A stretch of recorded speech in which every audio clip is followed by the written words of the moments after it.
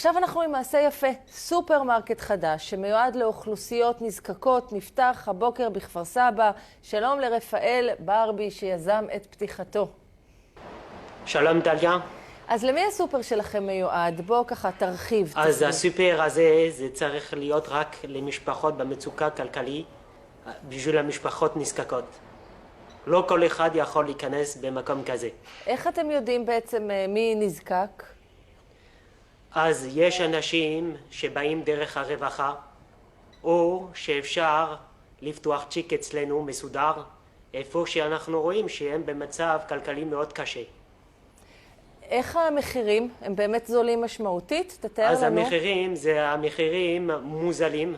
הבקבוק של הילדים הגדול שעולה 40 שקל, היא מקבלת את זה ב5 שקלים.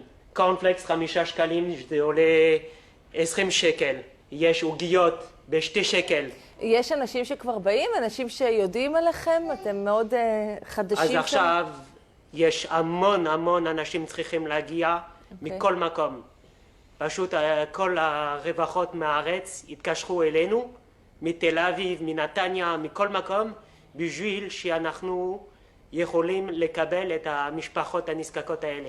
תסביר איך אתם מצליחים להתקיים, אתם עצמכם, יש שכר דירה, חשמל לשלם, ארנונה? אז זה עם התרומות. אוקיי, תרומות, אתם חיים מתרומות. בדיוק, יש הרבה אנשים מכירים אותי מצרפת, היינו הרבה מפורסם שמה, כי היה לי כמה סופרת בשביל המשפחות נזקקות שמה. אז אתה לא חדש. גם שמה הייתי הראשון, וגם עדיין אני הראשון לעשות דבר כזה בצרפת, כי משפחות נזקקות הן במצב כלכלי מאוד קשה, והם לא יכולים להגיע במחירים כאלה. נכון. כל יום, כל שנה, המחירים עולים, וזה מאוד קשה עליהם, אז צריך גם לחשוב על דבר כזה.